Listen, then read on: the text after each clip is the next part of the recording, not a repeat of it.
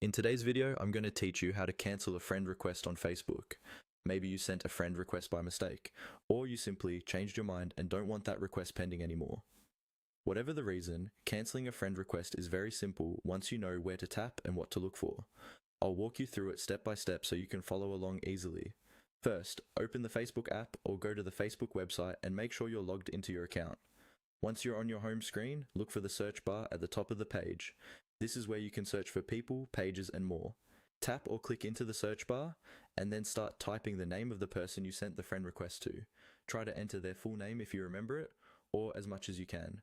As you type, Facebook will begin to show you a list of results that match what you're entering. From the list of results, look carefully and select the correct person. Pay attention to their profile picture and any additional details like mutual friends or location to make sure you're choosing the right profile. Once you're confident you found the right person, tap on their name to open their profile page. On their profile, you should see a button where you originally sent the friend request.